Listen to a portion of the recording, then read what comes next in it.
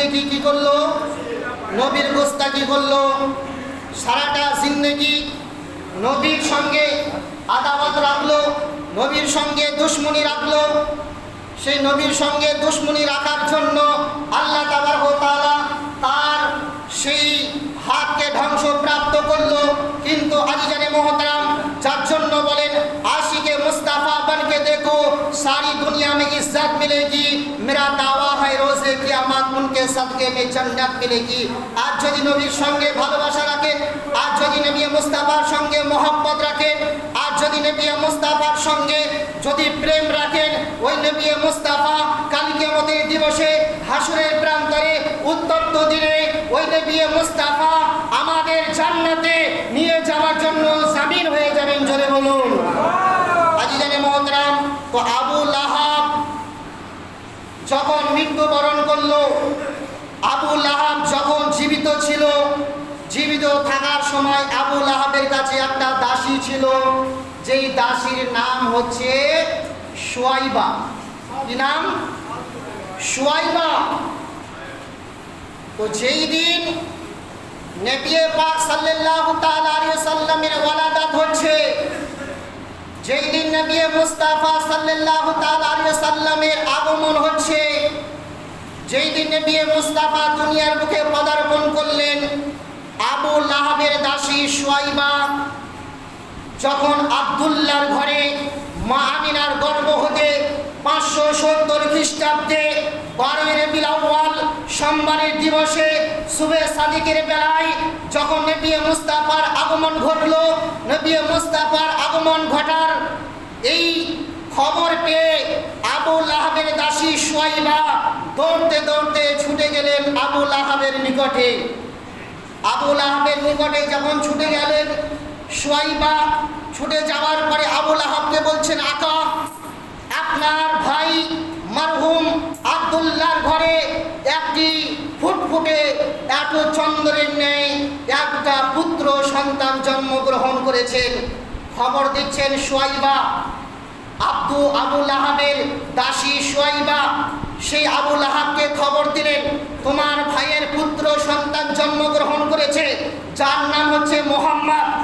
এই খুশি শুনে, এই আনন্দিত হয়ে আবু লাহাব যদিও সারাটা জিন্দেগি নবীর গোস্তাকি করেছেন, নবীর কলেমা পড়েনি, নবীর কলেমা না পড়ে ইসলামের সুজি ছায়াতলে না এসে সারাটা বছর গোস্তাকি করার পরেও আবু লাহাব কিন্তু নিজের ভাতিজার অর্থাৎ নবী মুস্তাফার জন্মের কথা শুনে আবু লাহাব সেই দিন হাত বাড়িয়ে এই শাহাদাত আঙ্গুলি দ্বারা ইশারা করে বলেছিল, এই সুয়াইবা, যখন তুমি আমার ভাইয়ের পুত্র আব্দুল্লাহর পুত্র মুহাম্মদ জন্মগ্রহণ করেছে, এই সংবাদখানা যখন তুমি আমাকে দিয়েছো, আমি আবু লাহাব, তুমি আমার দাসী, আমি তোমাকে আজাদ করে দিলাম, আমি তোমাকে মুক্তি করে দিলাম। সেই দিন সোমবারের দিবসে সেই নবীর আগমনের কথা শুনে আবু লাহাব নিজের দাসীকে যখন মুক্ত করেছিলেন, আবু লাহাবের যখন মৃত্যুবরণ হলো, মৃত্যুর পরে আবু লাহাবের পরিবারের লোকের মধ্যে কিছু মানুষ তারা স্বপ্ন যোগে আবু লাহাবকে দেখছেন, আবু লাহাবকে স্বপ্ন যোগে দেখছেন। আবু লাহাবকে জিজ্ঞেস করছেন, আবু লাহাব, তোমার মৃত্যুর পরে তোমার অবস্থা কি? আবু লাহাব সেই সময় স্বপ্ন যোগে নিজের বাড়ির পরিবার পরিজনদেরকে বলেছিল, আমার মৃত্যুর পরে তোমাদের ছেড়ে এসে আমার কবরের মধ্যে কোনো এমন শান্তিতে নেই, আমি আল্লাহর আযাবে লিপ্ত রয়েছি। কিন্তু যখন সোমবারের দিবস হয়, সোমবারের দিন হয়, তো আমার ডান হাতের শাহাদাত আঙ্গুল দ্বারায় একটা পানির ঝর্ণা প্রবাহিত হয়। জোরে বলুন। আবু লাহাবের বাড়ির লোকেরা আবু লাহাবকে জিজ্ঞেস করলেন, ওগো আবু লাহাব, আপনার সোমবারের দিবসে আপনার ডান হাতের শাহাদাতের আঙ্গুলি দ্বারায় ঝর্ণা প্রবাহিত হয় কেন? আবু লাহাব সেই স্বপ্ন যোগে নিজের পরিবারদেরকে বলেছিলেন, যেই দিন আমার ভাই আব্দুল্লাহর ঘরে যেই দিন মুহাম্মদ জন্মগ্রহণ করেছিল, আর আমার দাসী সুয়াইবা আমাকে সকালবেলায় এসে খবর দিয়েছিল যে তোমার ভাই মৃত্যু ভাই আব্দুল্লাহর ঘরে মোহাম্মদ জন্মগ্রহণ করেছে। এই সুসংবাদখানা শুনে আমি আবু লাহাব, আমি আমার দাসীকে হাত দেখিয়ে আঙ্গুল দেখিয়ে আমি বলেছিলাম, সুয়াইবা, যখন তুমি আমার ভাতিজার জন্মের খবর দিয়েছো, তো আমি আবু লাহাব তোমাকে আমি সেই আমার দাসী থেকে তোমাকে মুক্ত করলাম।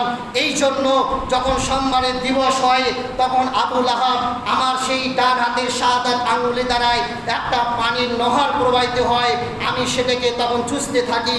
সেখান থেকে আমার আযাবের কিছু আমার শান্তি পাই। জোরে বলুন। তাহলে এই ঘটনাখানা বানাওয়াট নয়। বুখারী শরীফের 2য় খণ্ড পৃষ্ঠা নম্বর 764 মধ্যে এই হাদিসখানা লিপিবদ্ধ রয়েছে।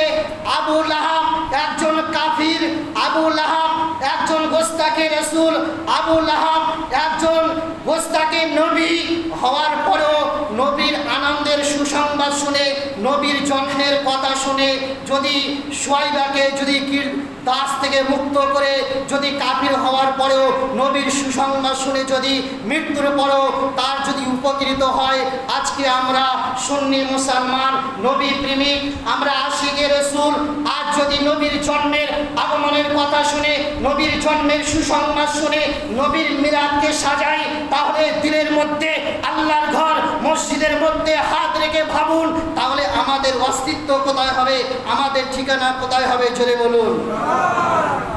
একজন কাফির হয়ে যদি আবু লাহাব নবীর জন্মের কথা শুনে দাসীকে মুক্ত করে যদি সে যদি আরাম পায়, তাহলে আমরা তো নবীর আশিক, আমরা তো নবীর দিওয়ানা, আমরা তো নবীর আমরা গোলাম, আমরা তো সেই নবীর আমরা উম্মত। তাহলে নবী মুস্তাফার মিলাদ উদযাপন করলে সেই নবী মুস্তাফা কাল কিয়ামতের দিবসে হাসরের প্রান্তরে ওই নবী রাসূল মুহাম্মদুর রাসূলুল্লাহ আমাদের জন্য শাফাতের জামিন হবেন। জোরে বলুন সুবহানাল্লাহ। যার জন্য তো কবি বলছেন, आशिक मुस्तफ़ा बन के देखो, सारी जहां में सारी दुनिया में इज्जत मिलेगी, मेरा दावा है रोज़े क़यामत उनके सदक़े में जन्नत मिलेगी। जोरे बोलूं सुभान अल्लाह। আজিজানে মোহতারাম, সামানে মুআজ্জাজ, সেই নবীর জশ্নকে মানা খোদার সুন্নাত, সেই নবীর জশ্নকে মানা আল্লাহর সংবিধান, সেই নবীর আগমন দিবসে উদযাপিত করা, আনন্দ উল্লাস করা, ঘর বাড়িকে সাজানো, মহল্লাকে সাজানো, এটা আল্লাহ তাবারক ওয়া তাআলার সুন্নাত।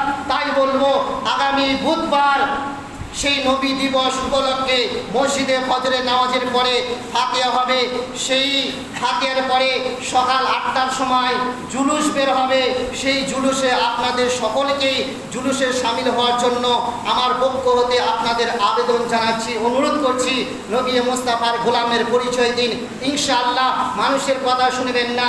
আজ দুনিয়াতে নেতা মন্ত্রীর জন্য সেই পতাকা নিয়ে আপনারা এমএলএ এমপি যারা ভোটের মধ্যে দাঁড়ায়, যারা মেম্বার দাঁড়ায়, যারা প্রধান, যারা গ্রাম পঞ্চায়েতের জন্য মেম্বারের জন্য দাঁড়ায়, তাদের পিছনে কিছু টাকার স্বার্থে হাতের মধ্যে পতাকা নিয়ে পার্টির পতাকার পরিচয় দিয়ে যদি অলিগলিতে ঘুরতে পারেন, এলাকার মধ্যে যদি ঘুরতে পারেন, তখন যদি লজ্জা ভাব না হয়, তাহলে সেই নবীর আগমন দিবসে নবীর ইসলামিক ঝান্ডা নিয়ে নবীর গোলামের পরিচয় দিয়ে সেই দিন বের হলে লজ্জাবোধ কেন হয়?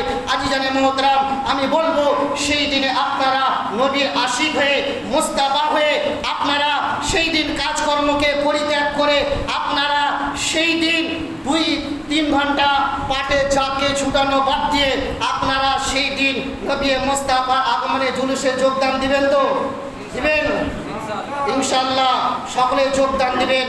বেদাত বলুক না কেন, কেউ হারাম বলুক না কেন, কেউ নাজায়েজ বলুক না কেন, যার জন্য কবি বলেন বেদাত না কো নস্তি মিলাতে নবী কো তুম, বেদাত না কো নস্তি মিলাতে নবী কো তুম, সুন্নতে খুদা কি হে হাম সুন্নি মানাতে হে। জোরে বলুন সুবহানাল্লাহ।